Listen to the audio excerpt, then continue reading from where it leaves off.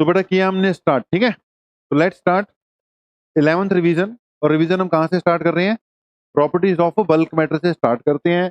Half of the syllabus gravitation तक आपका half of the syllabus होता है। ग्रेविटेशन का जो अगला पार्ट है वो हाफ ऑफ द सिलेबस माना जाता है। तो ये जो फ्लूइड्स, इलास्टिसिटी एक्सेट्रा एक्सेट्रा सारी चीजें आएंगी। तो नेक्स्ट हेडिंग डालो आप properties of bulk matter. Okay, derivation वाला कोई काम हमने करना नहीं है। रिजल्ट्स आएंगे, टॉपिक आएगा और खैर थ्योरी हम करवाएंगे। ठीक है, कई बार होता है ना कि भाई सर फार्मूले फार्मूले कर रहे हैं, ऐसा नहीं, कंसेप्ट वाइज समझाते हुए करेंगे। ठीक है, आपके पास 4 डेज वीक ये जो क्लासेस चलेंगी, उन 4 डेज में मान के चलो 2 दिन थ्योरी वर्क होगा, 2 दिन क्या होगा आपका न्यूमेरिकल वर्क। ठीक है, 50-50 के रेशियो में चलेंगे। तो प्रॉपर्टीज ऑफ बल्क मैटर बेटा अगर हम स्टार्ट करते हैं तो जो आपका प्रॉपर्टीज ऑफ बल्क मैटर है ना, जब आप मैटर की प्रॉपर्टीज पढ़ोगे तो मैटर में आपके पास 2 तरह की प्रॉपर्टीज पढ़नी है हमने। एक पढ़नी है सॉलिड्स की, दूसरी पढ़नी है किसकी? फ्लूइड्स। वैसे अगर आप मैटर की बात करो तो मैटर को 3 पार्ट में डिवाइड कर देते हैं हम, solid, liquid, gas.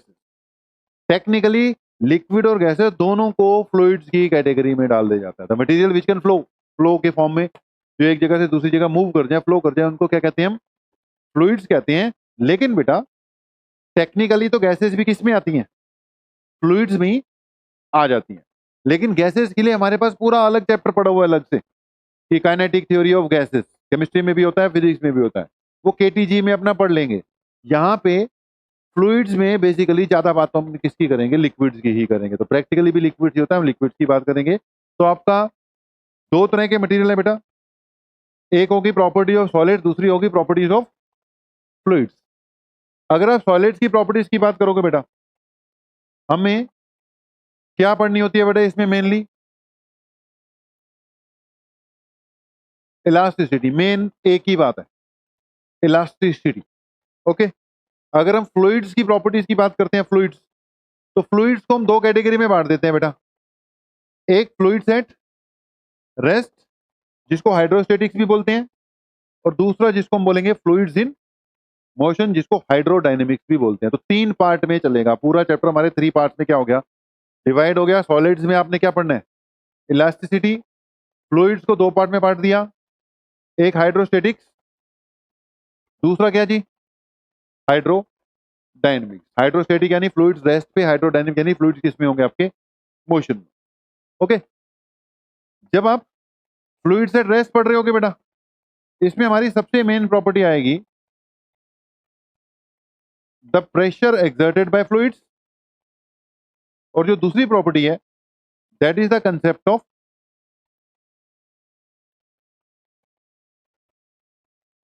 Surface tension. बेटा 2 चीजें आएंगी।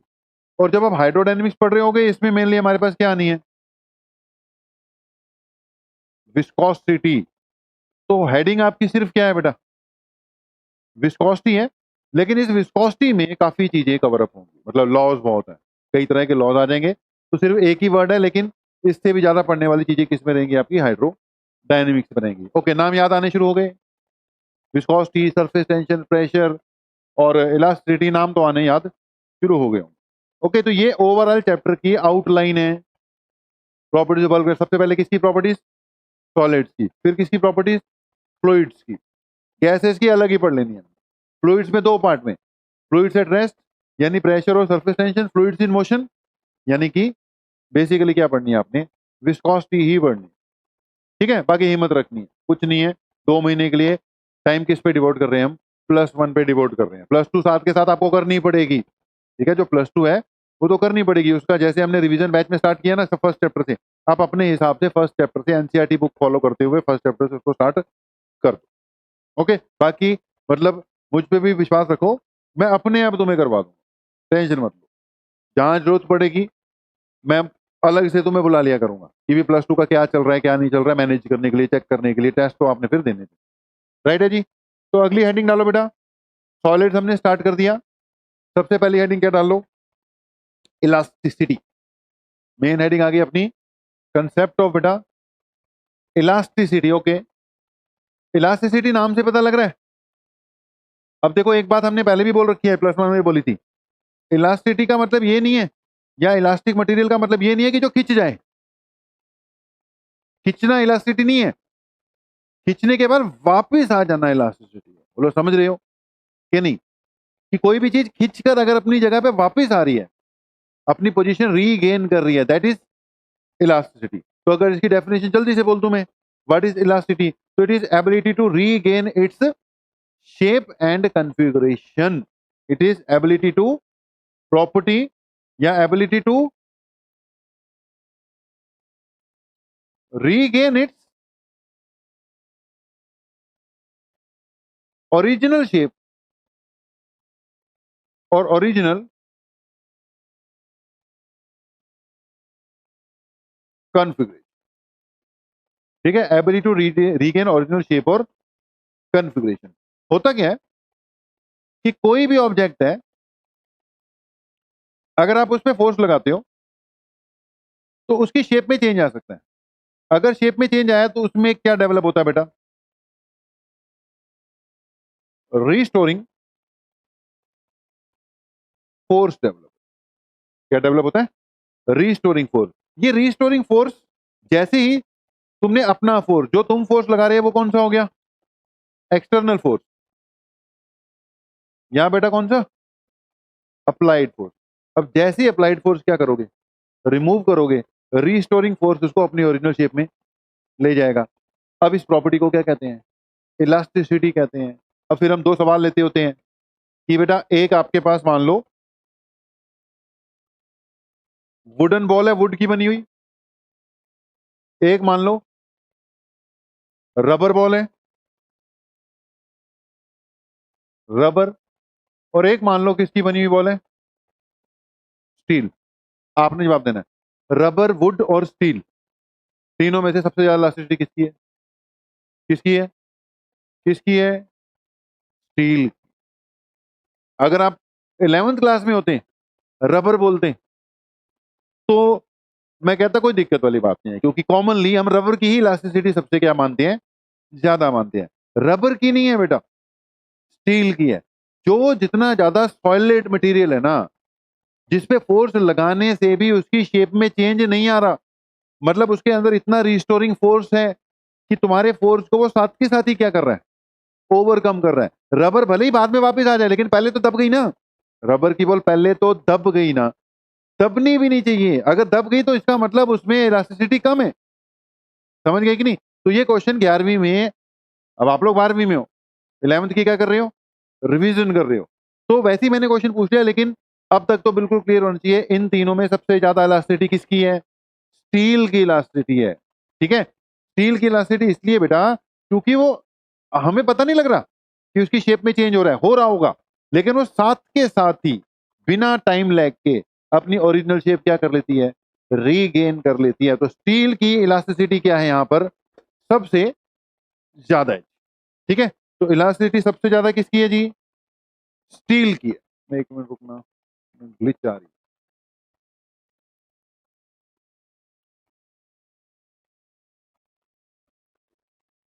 ओके, तो क्या बात चल रही थी? इलास्टिसिटी सबसे ज्यादा किसके अंदर होती है? स्टील के अंदर होती है। ठीक है, मतलब स्टील को काफी हद तक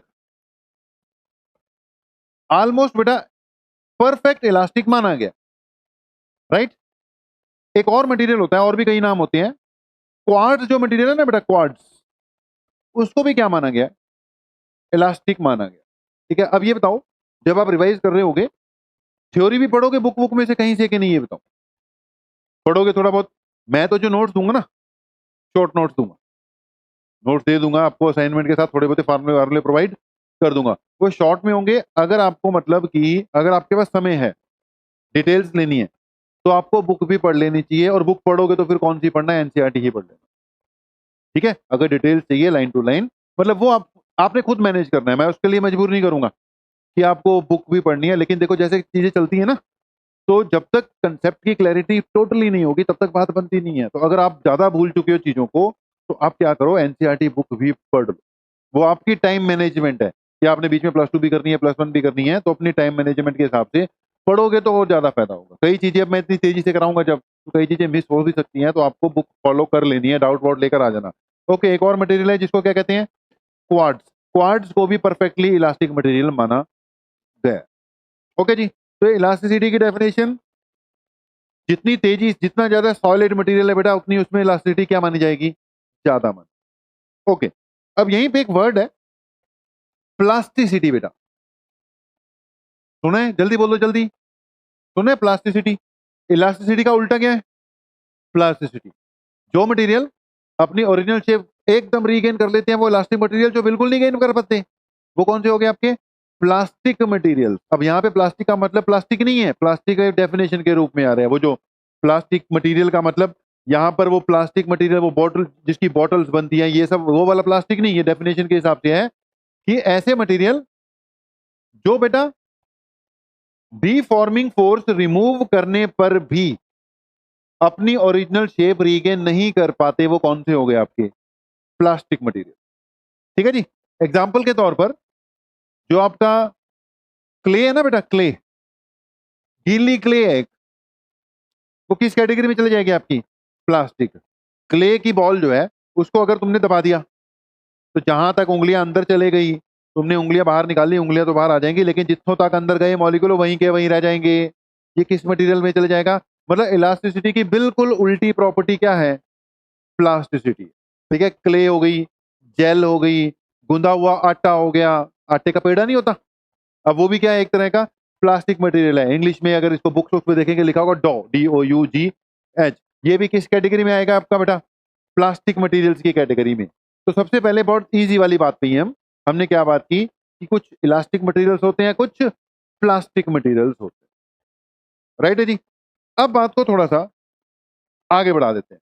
जब हम इलास्टिसिटी पढ़ रहे होंगे ना, अब यहाँ पे कुछ टर्म्स आएंगी, बड़ी तेजी से चल जाएंगे। एक वर्ड आएगा थ्रस्ट, ओके, एक वर्ड आ जाएगा स्ट्रेस, एक वर्ड आ जाएगा प्रेशर। तीन वर्ड आ रहे हैं सीधा back to back, thrust, stress and pressure.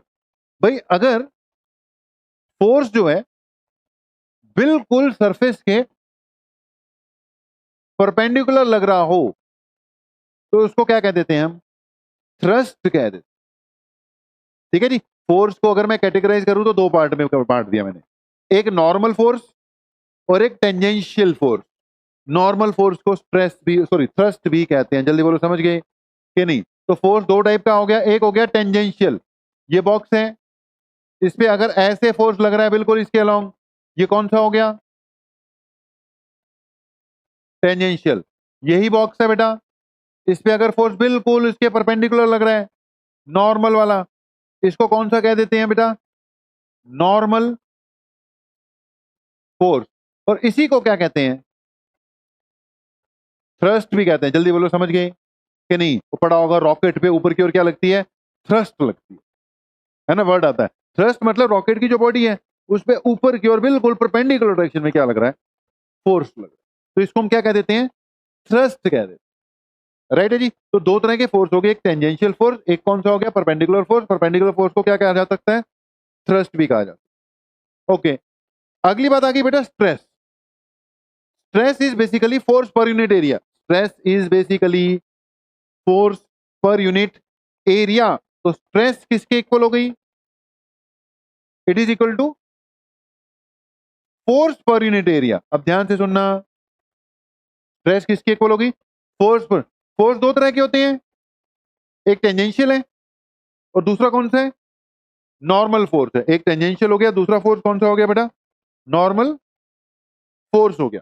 Okay, जो आपका स्ट्रेस दो तरह की, फोर्स अगर कैसा है, नॉर्मल है, तो उसको कौन सी फोर्स, कौन सी स्ट्रेस कह देंगे बेटा, नॉर्मल स्ट्रेस। और अगर फोर्स टेंजेंशियल है तो उसको कौन सी स्ट्रेस कह देंगे, टेंजेंशियल स्ट्रेस। जल्दी बताओ, कंफ्यूज तो नहीं हो गए, बोला करो। Stress force upon area, force दो तरह के थे, टेंजेंशियल है तो टेंजेंशियल स्ट्रेस, नॉर्मल है तो नॉर्मल स्ट्रेस। कोई दिक्कत वाली बात, ठीक है जी। ओके, नॉर्मल स्ट्रेस को हम प्रेशर भी कह देते हैं, क्योंकि आप बोल सकते थे कि सर फोर्स अपॉन एरिया तो क्या होता है, प्रेशर होता है, लेकिन प्रेशर ने ऐसी हर बार नहीं होता। आपके पास force upon area, force upon area दो तरह की सिचुएशन है। एक फोर्स जो सरफेस के बिल्कुल क्या लग रहा है, परपेंडिकुलर, और दूसरा फोर्स जो सरफेस के कैसे लग रहा है, बिल्कुल टेंजेंशियल। बोलो समझ रहे हो? ओके, क्योंकि ये फोर्स नॉर्मल है तो ये जो स्ट्रेस है बेटा ये भी कौन सी है, नॉर्मल स्ट्रेस। ये फोर्स टेंजेंशियल है तो स्ट्रेस कौन सी है, ये टेंजेंशियल स्ट्रेस। बोलो समझ गए? अगर फोर्स परपेंडिकुलर है तो वो नॉर्मल स्ट्रेस है, उसी को प्रेशर भी बोलते हैं। तो मैंने क्वेश्चन पूछा, प्रेशर क्या हो गया, force perpendicular divided by area. मैंने क्वेश्चन पूछा, क्या मैं प्रेशर को स्ट्रेस कह सकता हूं? यस है इसका। प्रेशर को स्ट्रेस कह सकते हैं क्योंकि प्रेशर कौन सी वाली स्ट्रेस है, नॉर्मल स्ट्रेस। अगला सवाल है, क्या मैं स्ट्रेस को प्रेशर कह सकता हूं? तो गारंटी नहीं है, क्योंकि स्ट्रेस अगर टेंजेंशियल है तो उसको प्रेशर नहीं कह सकते। स्ट्रेस अगर नॉर्मल है तो it is also termed as pressure. नहीं समझे कि कंफ्यूज हो गए कि ठीक है, कंफ्यूज तो नहीं हुए? ओके, प्रेशर क्या है बेटा, स्ट्रेस की स्पेशल फॉर्म। तो स्ट्रेस दो तरह की होती है, एक क्या होगी, नॉर्मल स्ट्रेस। नॉर्मल स्ट्रेस को प्रेशर भी कह देते हैं। ओके, जब आप ये चैप्टर पढ़ोगे तो आपको स्ट्रेस स्ट्रेन तो पढ़ना ही पढ़ना है ना। इलास्टिसिटी पढ़ोगे तो स्ट्रेस और स्ट्रेन वर्ड तो आने ही आने हैं। फिलहाल क्या चल रहा था, स्ट्रेस, आगे क्या चल गया, प्रेशर। स्ट्रेस हो या स्ट्रेन हो, यूनिट क्या ली जाती है दोनों की बेटा, न्यूटन पर मीटर स्क्वायर या न्यूटन पर मीटर स्क्वायर। लेकिन प्रेशर की यूनिट हम पास्कल भी बोल देते हैं। अब फर्क तो कोई नहीं है, पास्कल और न्यूटन पर मीटर स्क्वायर में फर्क कोई नहीं है। बट अगर मैंने स्ट्रेस वर्ड यूज किया है, क्या वर्ड यूज किया है, स्ट्रेस, तो मैं पास्कल नहीं बोलूंगा, न्यूटन पर मीटर स्क्वायर ही बोलूंगा। है कोई फर्क नहीं है, सेम ही है। लेकिन अगर मैंने जो प्रेशर वर्ड यूज किया है तो मैं न्यूटन पर मीटर स्क्वायर भी बोल सकता हूं, पास्कल भी बोल सकता हूं। पास्कल सिर्फ प्रेशर के साथ एसोसिएटेड है। हाँ, अगर को कहे कि स्ट्रेस की यूनिट भी पास्कल लिया तो गलत तो नहीं है, हो तो सकती है लेकिन बोलते नहीं है। जैसे एक दिन बोल रहा था ना मैं कि जो मैव है, मैव मैव में एम को मिलियन नहीं बोलते हैं, मेगा नहीं बोलते।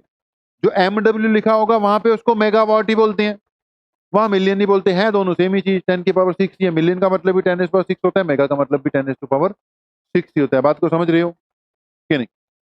ठीक है जी, ओके। तो एक ये बात हो गई। अगली बात, ट्रेन ज्यादा फास्ट तो नहीं चल रही हम, इतना का तो ठीक ही है। ठीक है, जहां पे होल्ड करना होगा मैं करूंगा, इतना का तो अब रखना ही पड़ेगा ना बेटा। तो चलते चलते अगली बात पे कहां पे आगे बेटा, ट्रेन।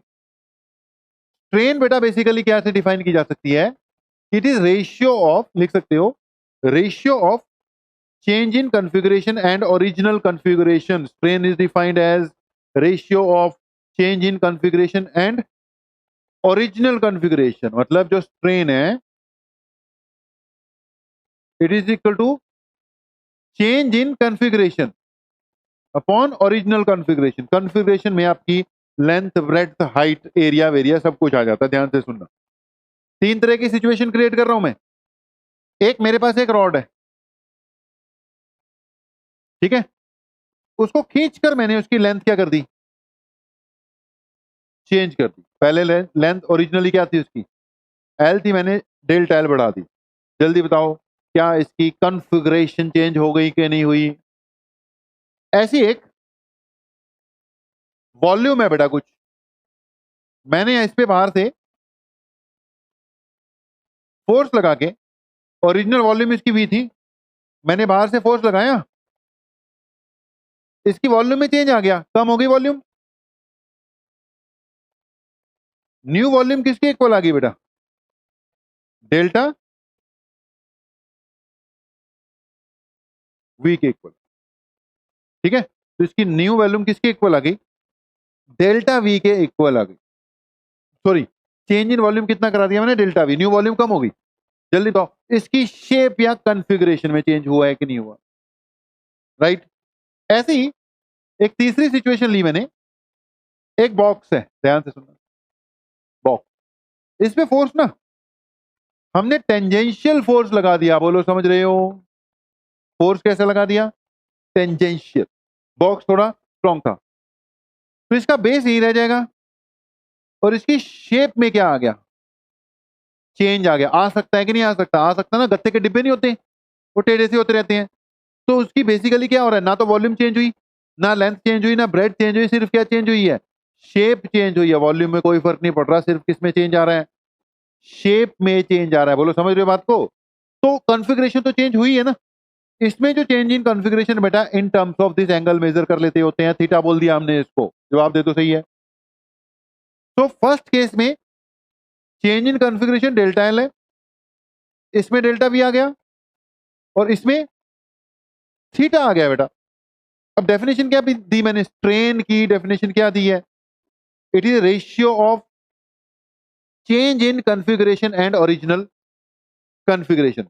तो इस केस में ये बनी change in configuration upon original configuration, समझे, change in configuration upon original configuration. भाई वहां पे वॉल्यूम के हिसाब से कॉन्फ़िगरेशन डिसाइड हो रही है, यहां पे इसमें चेंज इन कॉन्फ़िगरेशन सिर्फ किस टर्म्स में ले रहे हैं हम, थीटा के टर्म्स में ले रहे हैं, इसी को बोल देते हैं।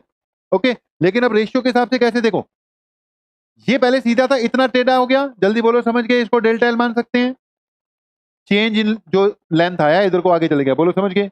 और ओवरऑल इसकी लेंथ कितनी है, एल है। तो वैसे बेटा यहां पे जो स्ट्रेन है थीटा को बोलते हैं, लेकिन थीटा इक्वल टू आपने सुना होगा, थीटा इक्वल टू क्या होता है, length of arc over radius होता है। जवाब दे दो सही है, theta equal to length over arc over radius. Length over arc की जगह यहां पर क्या है, डेल्टा एल है, रेडियस की जगह यहां पर क्या है, आर है। So change in configuration upon original configuration, R की जगह इसको क्या लेना था हमने, एल ही लेना था। ठीक है, यहां पे अपने डायग्राम के साथ, यहां पे तो चलो आ रही है, अपने डायग्राम के हिसाब से ये एल था। ओके, जल्दी जल्दी बोल दिया, कंफ्यूज तो नहीं हो गए, डेफिनेशन क्लियर है। It is ratio of change in configuration and original configuration. तो ये चेंज इन कॉन्फ़िगरेशन और ओरिजिनल कॉन्फ़िगरेशन। तो अगर बेटा लेंथ वाइज चल रहा है तो ये स्ट्रेन हुई ना, ये भी क्या है, स्ट्रेन ही है, ये भी क्या है, स्ट्रेन ही है। तो स्ट्रेन तीन टाइप की डिफाइन कर दी मैंने, नाम बता रहा हूं, मैंने पहले नाम नहीं बताए, पहले मैंने कहा एक्सप्लेन ही कर देते हैं, नाम बाद में लेकर आते हैं। इसको कहते हैं स्ट्रेन थ्री टाइप की हो गई। One is known as the longitudinal strain. कौन सी स्ट्रेन है, लॉन्गिट्यूडनल स्ट्रेन। लेंथ वाइज जो स्ट्रेन डेवलप होगी उसको कौन सी स्ट्रेन बोल देंगे, लॉन्गिट्यूडनल स्ट्रेन। बोलो समझ गए कि नहीं, लॉन्गिट्यूडनल।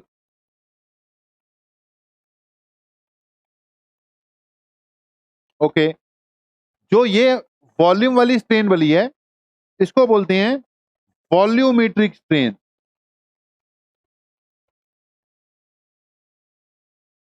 कौन सी जी, वॉल्यूमेट्रिक स्ट्रेन। तो एक लॉन्गिट्यूडनल स्ट्रेन बेटा, अगली कौन सी होगी, वॉल्यूमेट्रिक स्ट्रेन। और ये जो बेटा ये ना दिस वन, इसको कहते हैं shear strain, स्पेशल नेम है, it is known as the shear strain। तो एक कौन सी होगी, लॉन्गिट्यूडनल स्ट्रेन, दूसरी कौन सी होगी, वॉल्यूमेट्रिक स्ट्रेन, और तीसरी कौन सी होगी, shear strain। कोई समस्या, हो जाएगा। ओके, स्ट्रेन की यूनिट नहीं होती, लेंथ अपॉन लेंथ है, वॉल्यूम अपॉन वॉल्यूम है, या उधर एंगल है वो भी लेंथ अपॉन लेंथ ही बनी है, तो इसकी कोई यूनिट यूनिट नहीं होती। ओके, इलास्टिसिटी पढ़ोगे तो स्ट्रेस स्ट्रेन तो पढ़ना ही था, जल्दी बोलो ठीक है, ठीक ही चल रहे हैं, इतनी स्पीड तो रखनी पड़ेगी। ओके, तो बहुत ज्यादा डिटेल भी नहीं दे रहा हूं मैं, लेकिन बहुत ज्यादा शॉर्ट में भी नहीं कर रहा हूं। तो इलास्टिसिटी पढ़ोगे आपको स्ट्रेस स्ट्रेन की तो जरूरत पड़ेगी पड़ेगी। Okay, once it is done, हमारे पास सबसे मेन चीज इसमें आती है जिसको हम कहते हैं स्ट्रेस हो गया, स्ट्रेन हो गया। हाँ, स्ट्रेन मैंने करा दिया, Hooke's law in elasticity, strain अपना हो गया। तो अगली बात जो आती है बेटा that is Hooke's law in elasticity, Hooke's law. Okay, अब ये क्या कहता है हुक्स लॉ, वैसे तुमने हुक्स लॉ पहले ना उधर पढ़ रखा है, वर्क पावर एंड एनर्जी में पढ़ते थे Hooke's law, F is equal to minus K X. जल्दी बोलो, पढ़ रखा है हुक्स लॉ, बोला तो करो, हाँ ना कुछ तो बोला करो। F is equal to minus K X करके याद तो इतना तो फार्मूला तो याद आ गया होगा ना, F equal to minus K x होता है, वर्क पावर एनर्जी वाले चैप्टर में चलता होता है। वैसी ही सिचुएशन यहाँ पे दोबारा आ रही है, हुक्स लॉ, ध्यान से सुनना। कोई भी बेटा इलास्टिक ऑब्जेक्ट है, अब सबसे बढ़िया इलास्टिक ऑब्जेक्ट में अब मैंने फिलहाल तो एक स्प्रिंग ही कंसिडर कर लिया, राइट है जी, क्या कंसिडर कर लिया, स्प्रिंग कंसिडर कर लिया। तो ये स्प्रिंग है बेटा, स्प्रिंग पे अगर मैं, ये इसकी ओरिजिनल लेंथ है, ठीक है। अब अगर स्प्रिंग पे मैं क्या लगा दूं, एक्सटर्नल फोर्स लगा दूं, ठीक है। अगर मैं स्प्रिंग पे क्या करता हूं, स्प्रिंग पे एक बाहर से एक्सटर्नल क्या लगा दूं बेटा, फोर्स लगा दूं, तो क्या इसकी लेंथ खींच जाएगी कि नहीं खींच जाएगी, जल्दी दो, ठीक है जी। तो ये इसकी क्या थी बेटा, ओरिजिनल लेंथ थी, ओके। मैंने इस पे फोर्स लगाया और इसकी लेंथ में क्या आ गया, चेंज आ गया। ये इसकी लेंथ में क्या आ गया, चेंज आ गया। जवाब तो सही है। जो मैंने फोर्स लगाया वो तो हो गया एक्सटर्नल फोर्स, जिसको क्या बोलेंगे, डीफॉर्मिंग फोर्स। बोलो डन, ओके। अब पहले इसकी लेंथ एल थी, अब डेल्टा एल होगी। भाई स्ट्रेन आ गई इसमें कि नहीं आई, डेल्टा एल बाय एल इसकी क्या हो जाएगी, स्ट्रेन आ जाएगी। बोलो सही है। इसमें क्या डेवलप हुई, कुछ ना कुछ स्ट्रेन डेवलप हो गई।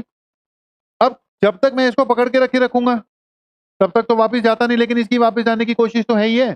इसमें इलास्टिसिटी है, तो इसको वापस खींच के ले जाने वाला जो फोर्स है उसको क्या बोलेंगे हम, रीस्टोरिंग फोर्स। जवाब दे दें सही है। तो इसको बेटा मैं क्या बोल दूंगा, रिस्टोरिंग फोर्स। बोलो ठीक है, ठीक जा रहे हैं हम, ओके।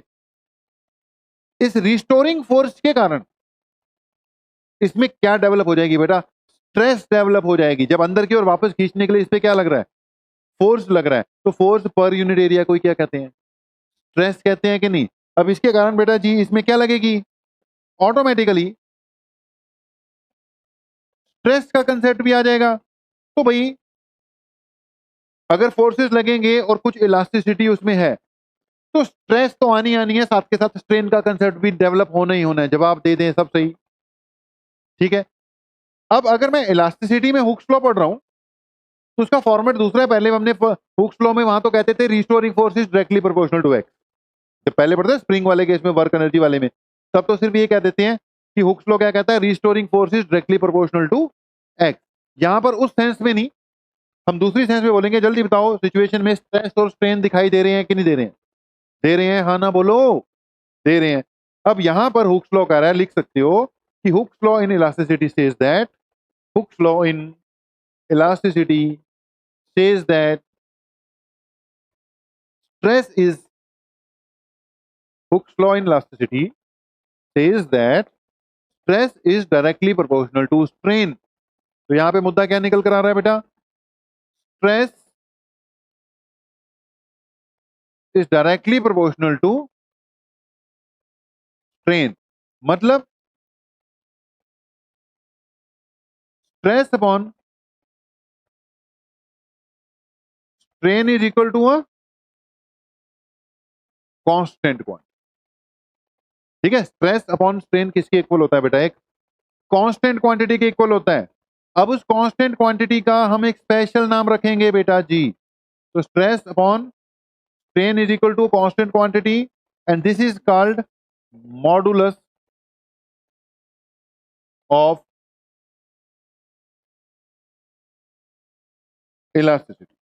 तो stress upon strain is equal to a constant quantity और इसको बोलते क्या है बेटा, मॉडुलस ऑफ इलास्टिसिटी। नाम इसका रखेंगे मॉडुलस ऑफ इलास्टिसिटी। मतलब stress upon strain is equal to a constant quantity known as modulus of elasticity. Modulus of elasticity को किस तरह नोट करते हैं, कैपिटल ई से नोट कर देते हैं। कोई समस्या किसी तरह की, बिना रुके धुआंधार तरीके से आगे बढ़ता जा रहा हूं, ठीक है। तो हुक्स लॉ आ गया, स्ट्रेस अपॉन स्ट्रेन किसके इक्वल होता है जी, मॉडुलस ऑफ वेलोसिटी के इक्वल होता है, जिसको मैंने किससे नोट कर दिया, कैपिटल ई से नोट कर दिया। आगे बढ़ूं, ओके। अब बेटा ये जो मॉडुलस ऑफ वेलोसिटी है इसके कितने प्रकार होते हैं वो देखते हैं। मॉडुलस ऑफ इलास्टिसिटी यानी कि ई, इसको मैं तीन कैटेगरी में बांट दूंगा। तो मॉडुलस ऑफ इलास्टिसिटी पहला केस, दूसरा यहां कर देंगे, तीसरा यहां कर देंगे। अगर बेटा हमारे पास कोई रॉड जैसी कोई चीज है, मतलब जिसकी लेंथ होती है, लेंथ वाइज वायर है, यहां हमारे पास कोई वॉल्यूम है, ठीक है, यहां हमारे पास कोई वैसे 3 डायमेंशनल रिजिड बॉडी है। ओके, तो बेटा अगर मेरे पास मान लो एक वायर है,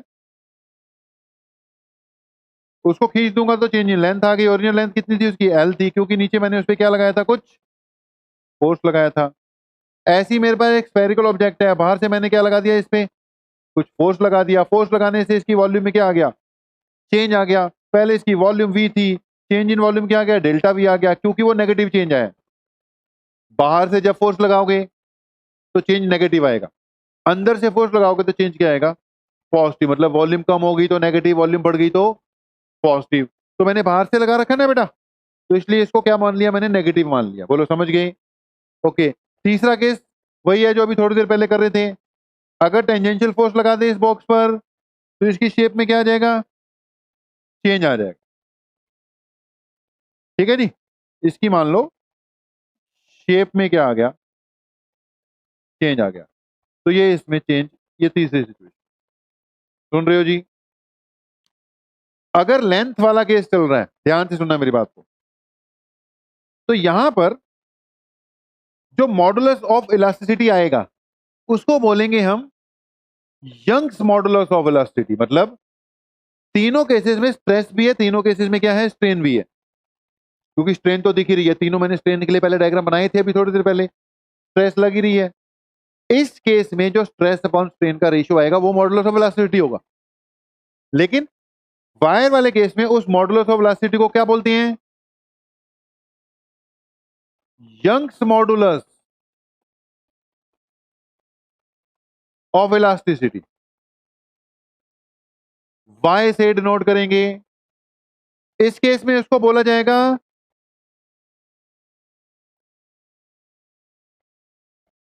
बल्क मॉडुलस ऑफ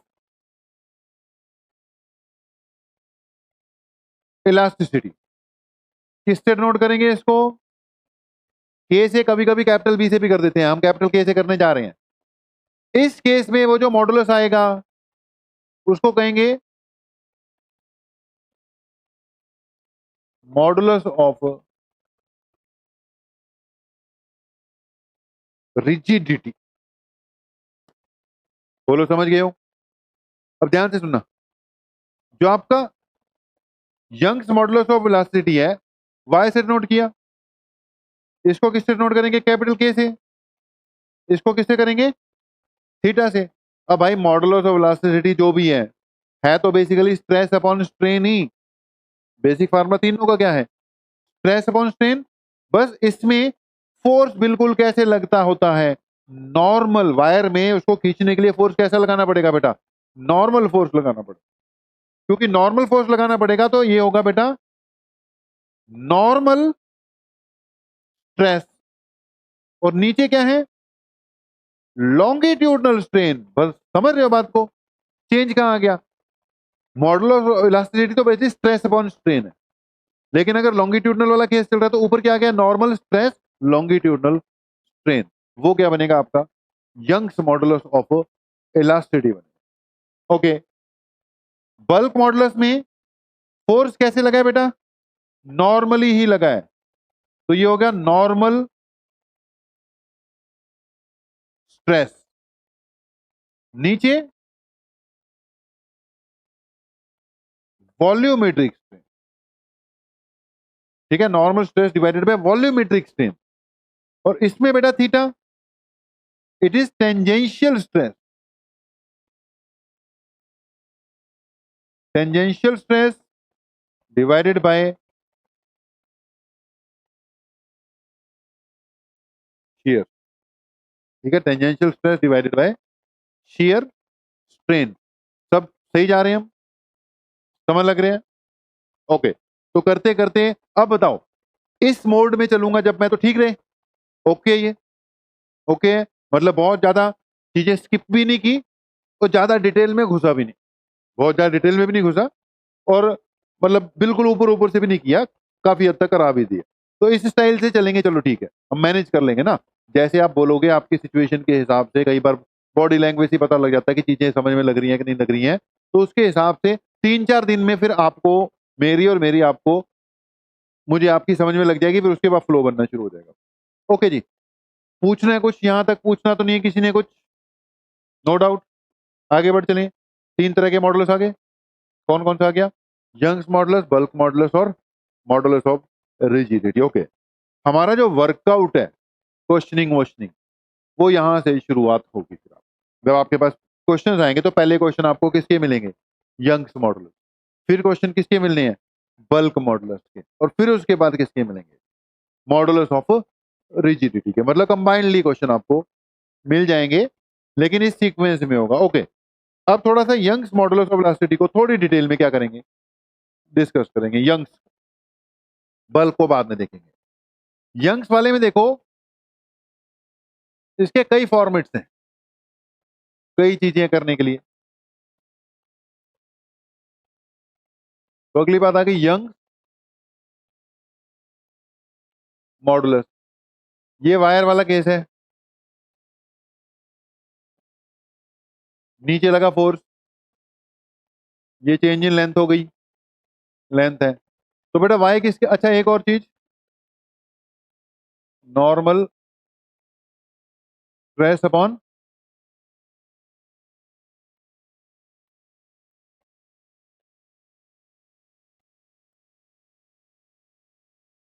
ओके, तीनों की यूनिट क्या रहेगी? यंग्स मॉडुलस हो रिजिडिटी हो, जड़ा मर्जी हो, यूनिट क्या रहेगी? जोर से बोला करो,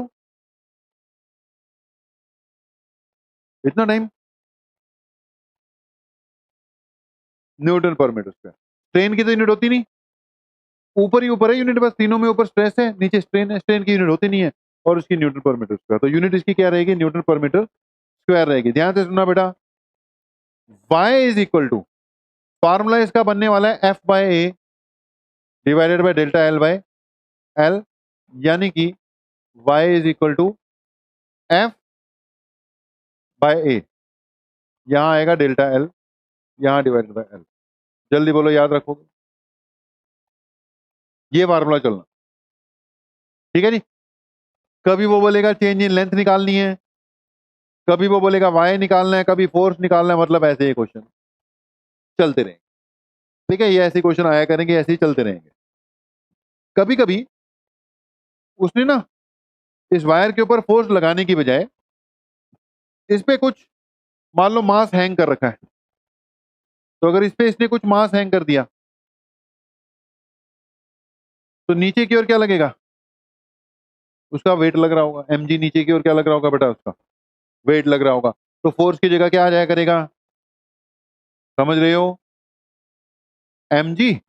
तो y is equal to force की जगह mg आ जाएगा, नीचे एरिया की जगह पाई आर स्क्वायर आ जाएगा। अगर वायर है जिससे लटका रखा है, वायर सिलेंड्रिकल होती है, सिलेंडर का area of cross section circular होता है, पाई आर स्क्वायर आ जाएगा। ये क्या बन जाएगा? Delta L divided by L. कोई समस्या? बोला करो यार, नो समस्या। ओके, एक और बात, हम वायर को ना स्प्रिंग से भी कनेक्ट करें, ओ कंपेयर करें, ठीक है जी। ये वायर है जिसकी लेंथ एल है, ये क्या हो गया? Delta L. तुमने इस पे फोर्स लगाया, ऐसे ऐसे खींच रही है। ओके, ध्यान से सुनना, ये स्प्रिंग है, इसकी ओरिजिनल लेंथ एल है, तुमने इसको खींचा, तो वहां इसको एक्स कहते थे, तुमने फोर्स लगाया एफ। पुराना फार्मूला क्या चलता था? F is equal to minus K X, minus ignore कर दो तो क्या चलता है? F is equal to K into X. बोलो, सही जा रहे हैं हम? ठीक है जी। ओके, यहां पर ये फार्मूला क्या बन रहा है? F is equal to Y A delta L by L बन रहा है कि नहीं बन रहा? बन रहा है।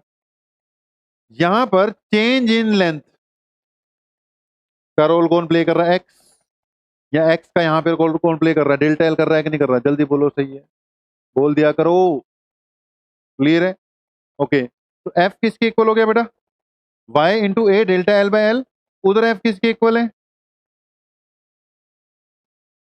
के इंटू एक्स के। दोनों को आपस में कंपेयर करो, कर रहे हो, ये एफ है, एफ का रोल एफ ने प्ले कर दिया, चेंज इन लेंथ का रोल एक्स ने प्ले कर दिया, तो के का रोल किसने प्ले कर दिया, वाई ए बाय एल ने कर दिया। जल्दी बोलो, समझ गए कि नहीं? तो याद रखनी है चीज, अगर एक वायर दे रखी है, वायर का जो स्प्रिंग कांस्टेंट बोलेंगे बेटा इसको, उसको बोलते हैं स्प्रिंग कांस्टेंट। इसको क्या बोल देंगे, स्ट्रिंग कांस्टेंट, स्ट्रिंग कांस्टेंट। ठीक है, तो वाई के लिए स्प्रिंग कांस्टेंट का रोल प्ले करने कौन आ गया, spring constant, Y A divided by L. यानी जो स्प्रिंग कांस्टेंट हो या स्प्रिंग कांस्टेंट है, इनवर्सली प्रोपोर्शनल टू क्या है, length, directly proportional to Young modulus and directly proportional to thickness. जितनी ज्यादा मोटी होगी उतनी स्ट्रांग होगी, जितना यंग मॉडुलस ज्यादा होगा उतनी स्ट्रांग होगी, जितनी वायर लंबी होगी उतनी ही वीक हो जाएगी, इनवर्स प्रोपोर्शनलिटी चलेगी उसकी। जल्दी बोल दो, समझ में लग गया? ठीक है जी, ओके। तो एक ये भी पॉइंट किया जा सकता है। एक और बात यहीं पे कर देते हैं, कंपेयर कर कर, कि एक स्प्रिंग होता था, स्प्रिंग को अगर खींच के एक्स डिस्टेंस खींच दिया तो उसमें एनर्जी आ जाती थी, पोटेंशियल एनर्जी याद करो कितनी आती थी, हाफ के एक्स स्क्वायर आ जाती थी कि नहीं आ जाती, ये तो याद आ रहा होगा कि एक स्प्रिंग है, अगर उसको खींच दो तो उसमें कितनी एनर्जी आ जाती है बेटा, हाफ के एक्स स्क्वायर। मेरे ख्याल से तो आ गया होगा याद, ये इजी वाला फार्मूला। ओके, तो ये स्प्रिंग में स्टोर की हुई एनर्जी है, ध्यान से सुनना। यहां पर एनर्जी में हाफ के की जगह वाई ए बाय एल आ रहा है कि नहीं आ रहा, के अभी अभी बनाया मैंने स्प्रिंग के लिए, वाई ए बाय एल, और एक्स की जगह क्या आ रहा है, delta L square. This is the formula for potential energy stored in a stretched string या स्ट्रेच्ड वायर। लिख लिया, potential energy stored in a stretched wire और stretched string, potential energy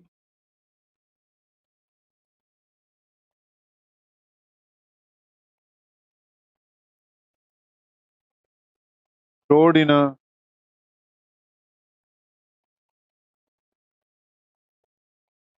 stretched wire और स्ट्रेच्ड स्ट्रिंग। ठीक है, potential energy stored in a stretched wire and stretched string. कोई समस्या? ठीक है, सब ठीक जा रहा है, ओके। यहीं पर इस फार्मूले की मतलब कई फॉर्मेट है। एक तो मैंने तुम्हें याद रखने का तरीका बोला, ये बंदा भूलता नहीं है formula, Y equal to half K X, ये तो भूल ही जाएगा, लेकिन उसको कंपेयर करके वैल्यू पुट करके बन सकता है कि नहीं बन सकता? ठीक है, बन सकता है कि याद लिंक बना दिया। यहाँ इसका इजी फार्मूला होता है, u is equal to half Y की जगह F by A delta L by L. But अब थोड़े थोड़े फार्मूले याद आने शुरू हो गए होंगे, अभी पीछे बनाया वाई का, एफ अपॉन ए, नीचे डेल्टा एल बाय एल था, डेल्टा एल बाय एल ऊपर चले गया, ओके, एफ अपॉन ए इनटू, अभी मैंने वाई की वैल्यू पुट की है, ए पहले से है, एल है ही है, डेल्टा एल का स्क्वायर है ही है। चेक करना कट कटा के बचता क्या है, करोगे? ए से ए कट रहे हैं, एल से एल कट रहे हैं, डेल्टा एल से डेल्टा एल भी कट रहे हैं, ये बनेगा half F into delta L. ले भैया, ये सबसे इजी फार्मूला होता है इसका, potential energy stored in a stretched string. ठीक है, कोई दिक्कत नहीं, लास्ट बात करके छोड़ देंगे आज। यहीं पे हम ना इसकी क्या निकाल सकते हैं, एनर्जी डेंसिटी, मतलब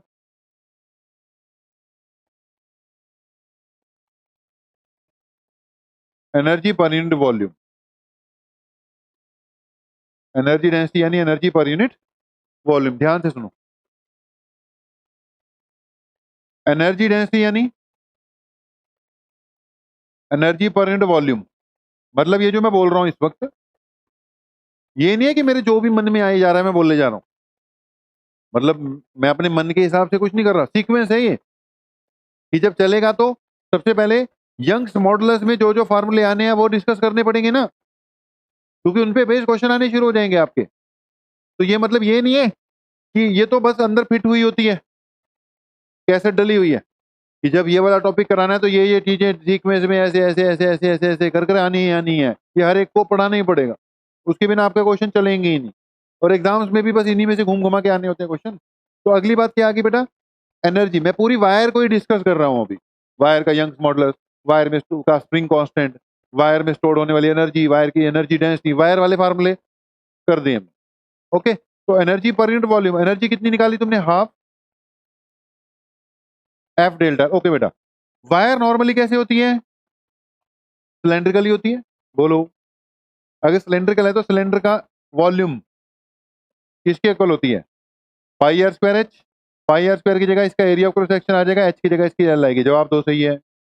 वॉल्यूम, वॉल्यूम वायर की वॉल्यूम कितनी होगी, उसका area of cross section into उसकी लेंथ। तो यहां आ गया उसका area of cross section into उसकी लेंथ। बोर्ड पे ध्यान, यू की जगह क्या पुट किया, half F delta L, volume की जगह ए बाय ए इंटू एल। समझ गए, जल्दी से देख के बता दो कि ये चीज क्या है, एफ बाय स्ट्रेस, ये चीज क्या है, स्ट्रेन। सबसे इजी फार्मूला एनर्जी डेंसिटी का फार्मूला, तो सबसे कॉमन सा लगता है, ले यार ये क्या फार्मूला बन गया, half into stress into strain. तो it is half into stress into strain. ठीक है जी, यहां पे क्लोज करते हैं। अब एक बार के लिए तो क्या करते हैं, फर्स्ट डे है तो यहाँ पे अभी क्या देते हैं, क्लोजिंग देते हैं। अब तुम ये बताओ, अपना व्यू दो, ठीक है, बोला करो बेटा कुछ। ये सिस्टम ठीक है, ठीक है, मतलब इसी स्पीड से चलते हैं, बहुत ज्यादा स्पीड भी नहीं है लेकिन कम भी नहीं है, कम भी नहीं है। और इतना तो करना पड़ेगा, हमने हाफ ऑफ द सिलेबस +1 का यहां से स्टार्ट करते हुए एंड तक 2 मंथ्स में कवर अप करना, तो इतना तो रखना पड़ेगा। क्वेश्चंस में हम लटकेंगे नहीं। पहले जब हम नॉर्मली करते थे ना, तो असाइनमेंट 2 दिन में एक्सटेंड हो रही है, 3 दिन तक चलती जा रही है, ऐसा काम कुछ नहीं करेंगे। क्वेश्चन की क्वालिटी ज्यादा रखेंगे, क्वांटिटी क्या रखेंगे, कम रखेंगे। और क्वेश्चंस मतलब आपको खुद ज्यादा कवर अप करनी है। डाउट लाओगे मैं करवाऊंगा ही, कोई शक वाली बात नहीं है, हम तो करेंगे डाउट, लेकिन मतलब ज्यादा लटकेंगे नहीं कि अब लटके हुए हैं वहां। ठीक है जी, ओके। तो आज के लिए यही है, बाकी फिर नेक्स्ट क्लास में करेंगे। बाकी रेगुलरली मतलब आओ और रेगुलरिटी मेंटेन कर कर रखो, होएगा कुछ ना कुछ तो होएगा ही। ठीक है, कोशिश करेंगे तभी होएगा ना, कोशिश नहीं करेंगे तो फिर कुछ भी नहीं होएगा। तो हमें ट्राई तो करना ही पड़ेगा ना। ठीक है, चलो ठीक है, ओके।